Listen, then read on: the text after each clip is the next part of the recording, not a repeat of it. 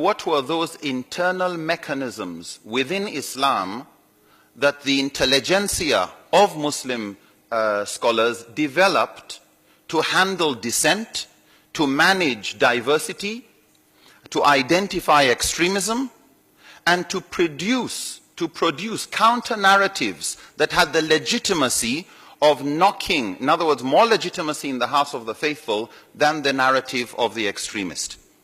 We were also interested not just in tackling extremism, but sometimes mainstream becomes extreme. The mainstream can sometimes become extreme and unjust if time comes for a change in the religious ruling on a topic. Situations have changed. Every scholar will say fatwa changes with the change of context.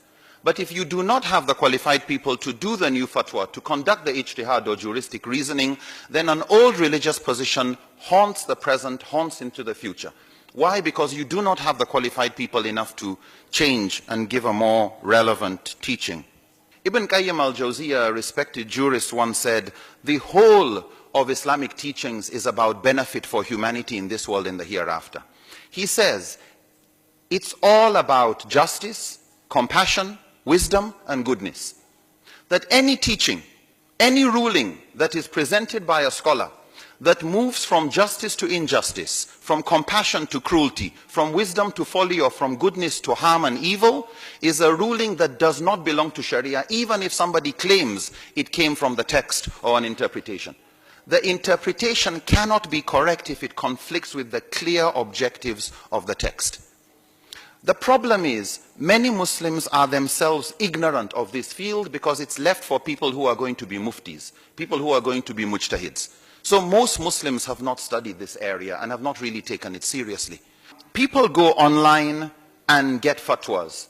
It's like going to get a prescription from a doctor that has not diagnosed you and doesn't know where you are coming from. Yeah, that's the danger of online sources. But when the people who are getting these, they will get these fatwa, they will spread it, and they will quote the great scholar who gave that fatwa. Does it fit the context? This person doesn't know. All he knows is some great scholar said so. What we find is unqualified micro-mujtahids, online and offline. People talking with religious authority who do not have the authority. They don't understand the importance of context. They don't understand the rules of interpretation, nor are they even aware of when a teaching is off the objectives of the teaching, and therefore they should caution themselves and go ask somebody who knows better.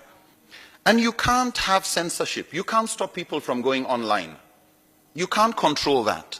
So the proposal we are making is the promotion of subjects like usulul fiqh and maqasid in the general public.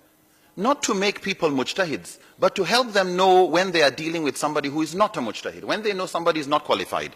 It's like learning enough about health, not to make you capable of becoming a doctor, but if a doctor tells you to take 9 tablets of an antibiotic 6 times a day, you don't need to know medicine to know, wait a minute, let me ask somebody else.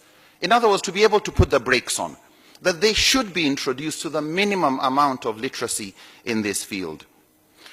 Otherwise, what you have is, when there's an argument in Chad about fixing a minimum age of marriage, you need somebody from Senegal to go and tell them about maslaha.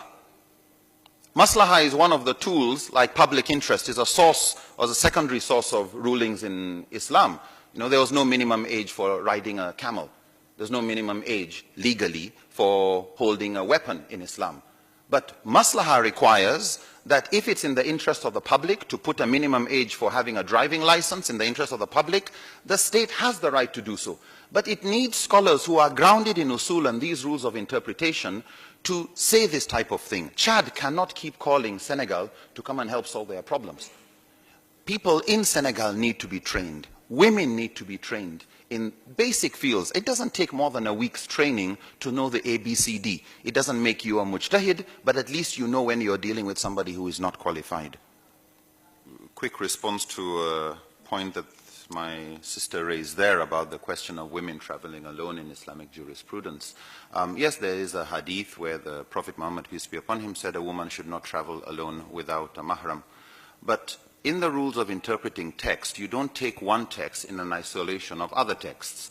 We have another text where some of the companions of the Prophet were complaining about the level of insecurity and oppression and injustice. And the Prophet Muhammad said, "By God, if God spares the lives of any one of you, you will witness a time when Islam would spread so far that the land would be safe enough for a woman to travel from Hira in Iraq to Makkah with nothing to fear on the road and without her husband. In another hadith, without her mahram. In another hadith, without anybody else and nothing to fear except the wolves on the way." So based on that, scholars like Ibn Taymiyyah and a number of other scholars, Ibn Hazm, Ibn Hajar, Al-Asqalani, looked at, so what is the main function of a woman has to be accompanied by a man? And they concluded it is about safety. It's about security. Is the passage safe? And that's why in the Maliki, Shafi and the Hanafi school, they had no problem women going to Hajj without anybody else, just in the group of other people. So since the purpose in the eyes of these jurists is about safety and security, then in a context where you can move by car to an airport and it is safe, you can move onto a plane and come elsewhere, it is safe, the issue of traveling alone should not be an issue for us. However, the fact is, it is a common misconception on the ground, and some of these hadith are used to stop women from traveling. But unless women themselves study these fields of the rules of interpretation, know how to counter it, you will continue to be the victim of people's ignorance or biased interpretations that are out of sync with the context of safety and security that you have today. Thank you.